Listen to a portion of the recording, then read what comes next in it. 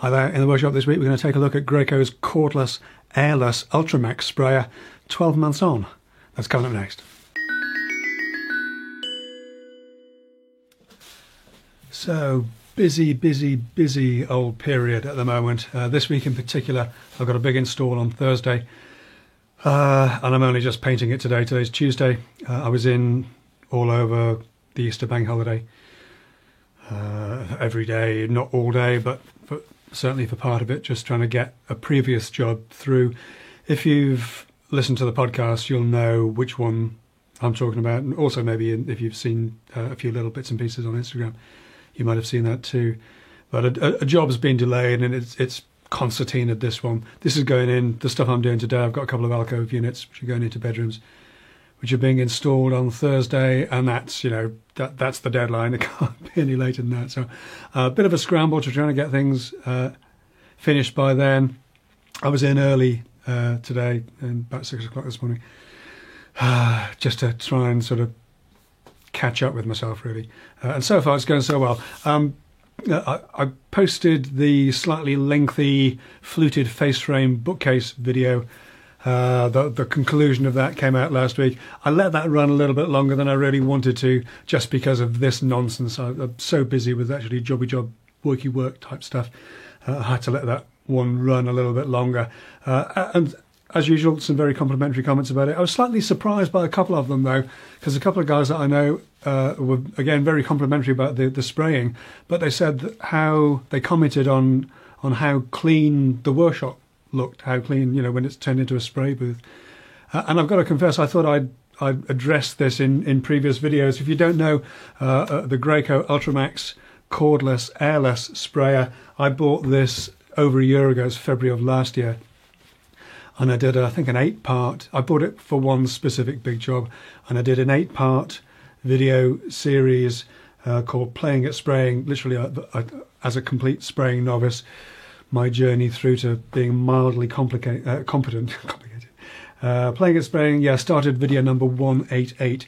If you want to go and look at that, there's a spraying playlist with them all in as well.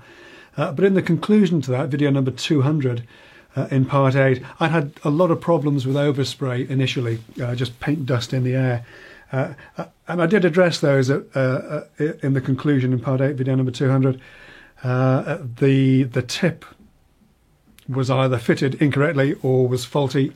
I took it out and changed it, and it worked much better. And since then I've also put in this sort of magnificent spray booth and a pair of fans. You might have seen those. I did a whole video series on those. Spray booth, filters and fans starts video number 229. Anyway, I thought it was just probably worthwhile doing a quick roundup of my conclusions of using the Graco cordless, airless, the Ultramax, for over a year, and to see if there's any other little tips and wrinkles that I've come across which may be helpful to you guys. So one of the questions that I get quite a lot is, what tip do I use? Graco's Ultramax uses FFLP tips, fine finish, low pressure. That's low pressure in comparison to the other Graco airless, not as in high volume low pressure. They run at a much higher pressure than that. I'm using a 310 tip. 310 gives approximately a 6-inch wide fan at 12 inches away from the material. So about 300 mil away, it'll give you a 150 mil wide fan. I've found that to be particularly good for the kind of things that I do. Obviously, if you're painting a wall with emulsion, you need something that has more throughput, and a wider fan will get the job done faster. But generally speaking, the Graco airless cordless Ultramax puts out a lot of paint, and I wouldn't want to use anything much bigger than a 310, to be honest, in a small space like this.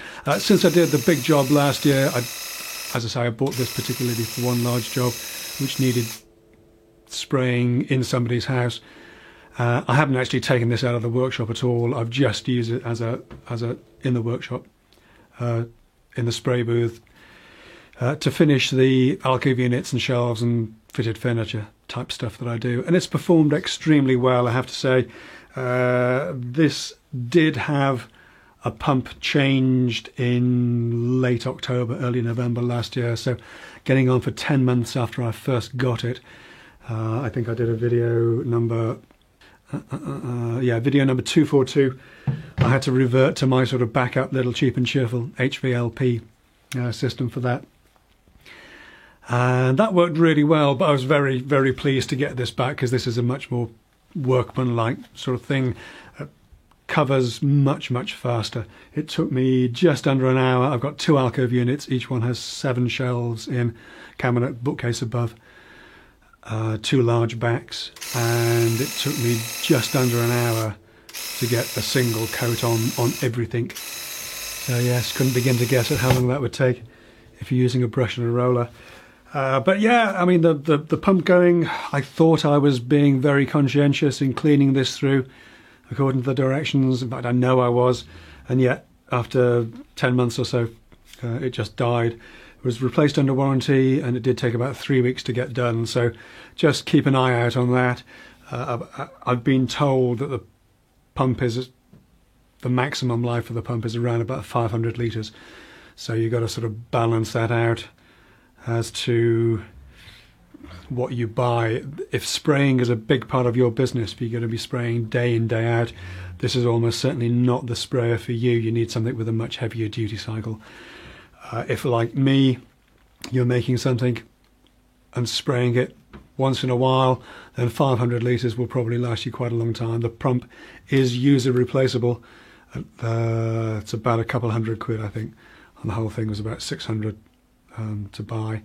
I think I've said before I'd probably go for the slightly cheaper Ultra, not the Ultra Max, because I'm not interested in using spirit or solvent based paints or lacquers, and that would save a little bit. I think the pump's a little bit cheaper as well, but it is a user replaceable part. There are videos on YouTube about how to do it, and if it goes again, then I'll have a go at doing it myself, because it is now, of course, out of warranty. But other than that, as I say, I changed the tip. Initially, there was a little seal inside the tip here that I changed, and that seems to have worked well. I changed the seal on the little cap, the airless cap here. You squeeze the air out of these flex liners and seal that up, so obviously that's important that seals properly. And what I have found is that when you come back to it after a few weeks of lack of use, as I did, it takes a little while for that to fully seal. The first few times I was using this yesterday, it would only spray a few times before I had to sort of squeeze the air out of it again and reprime it. But that's just a slight niggle. Once it's sort of sorted itself out, it seals up fine. So I think that was just a lack of use problem, at least as far as I can tell. These little flex liners, the flexible paint cups, continue to be a work of genius. I think they're absolutely fantastic. You can swap out between paint finishes or top coats and primers, or even different colours, quickly and easily without some big sort of flushing a line out. It's perfect for that kind of small scale use, the kind of thing that I would put it to. And so far I haven't really sprayed anything particularly dramatic with it. It has mostly been white eggshell finished paint, although I did use a little bit of green and some other colours when I did my big job last year. And again, there are videos about that, links down in the video description to all of those. But so far, after a year with the Graco, it's been pretty good. One slight niggle that I do find with it, if I try and squeeze the last bit of paint out of the flex liner, much like it is now, I found that the finish can get a little bit spitty, and if that happens, you can, I don't know how well you can see that, there's a few sort of lumpy bits and pieces on there. If that happens, there's nothing you can do but to let that dry, re-sand it, clean that all up, and give it another coat. There's absolutely nothing you can do with that. In terms of paint that I've used with this, I've used Leyland and Johnston water-based acrylic primer undercoats, as well as Tikkurila's Urtex Akvar, and the regular Helmi primers have worked very well. My personal favourite paint is Tikkurila's Helmi. I wish they did a 20 sheen, I'm using 30 rather than 10 because I found Helmy 10 just to be a little bit too matte, and 30 is a bit more satiny finished. It's a little bit more sheen than I'd like, but I prefer to go that way than the slightly matte one because I found it finger marks and picks up muck and rubbish a bit too readily, especially in homes with young kids. But other than that, it's been a little trooper. As I say, had the pump replaced once. We'll see if it needs another one, and if it does, I'll probably do that myself. One thing I have been doing recently is using a different type of paint. My interior designers haven't sprayed it. They don't say that it's acceptable for spraying under airless. It's a linseed oil based paint from an interior designer called Edward Bulmer. The linseed oil based paints have been around for a while, but I've never used one before. Anyway, my interior designers have specified this. This particular one, I'm getting a slightly mottled, slightly dappled finish to it. I'm using Two Fussy Blokes rollers with it, which are generally very good. I've used them before, and I've been very pleased with the results. But it's picking up a slight sort of mottled finish to it. I need to talk to the paint people about it a little bit more, but generally speaking, linseed oil paints are producing a lovely finish and a lovely sheen apart from this particular mottle. Goes on with a brush or roller. They are excruciatingly long drying times, unfortunately. This particular one was supposed to be quick drying, and it's 24 hours before it's touch dry and recoatable. In fact, I've resorted, because that job has been sort of backed up and has been concertinaing this lot altogether. I've actually resorted to putting that job in my van to keep it out of the way so it can dry in there, rather than having it hang around here and try and keep any sort of slight paint dust in the air away from it, because there's always some, even with the fans and the booth set up here. There's always a little bit of paint dust in the air, but it's massively reduced from how it was originally when I was first using the Graco. As I say, pretty sure that was a faulty or a badly fitted tip on my part. Hold my hands up to that. I was a novice spraying, but having changed those tips, it has made a huge difference. Now, one of the questions that's come up a few times is about the battery life on this. This is the DeWalt XR 18-volt battery platform. Comes with two 2-amp batteries, which is kind of low end these days. I have never managed to run a battery flat during a spraying session with one of these guns, even spraying an entire room, ceiling and walls. I've never done it. Comes with two batteries, so the chances of you running one flat before another one is charged is pretty slight, to be perfectly honest. Certainly I've never done it. And the other question I get is about improvements, and the only thing I've done really, it's essentially stock. I've changed a couple of the seals on the cap, and I've changed the tip.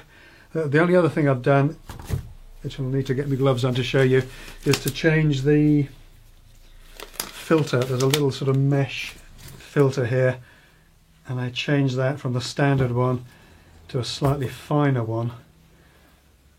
I think it's a 60 mesh versus 100 mesh, and that made a big difference actually. I was getting a few, not bad, but just irritating little blockages where you'd need to flip the tip around to clear them. And as soon as I switched to this finer mesh filter, it made a big difference. All those little blockages went away. In fact, I've even stopped straining the paint now. It's made that big a difference. So yeah, I'd recommend that. Changing that out to a 100 mesh filter. Goes underneath the gun here, and it just filters from a little paint pot, the flex liner, up into the pump there. So that's it for this whistle stop tour around 12 months plus with a Graco cordless airless Ultra Max. I do need to get another coat of paint on this job, otherwise my 7 AM start will be for nothing. I hope you've enjoyed that. I hope that's answered some of your questions. If you've got any more questions, of course, pop them in the comments down below. I'll do my best to answer them as best I can. But that's it for this week. Thanks so much for watching. I'll see you next time. Take care.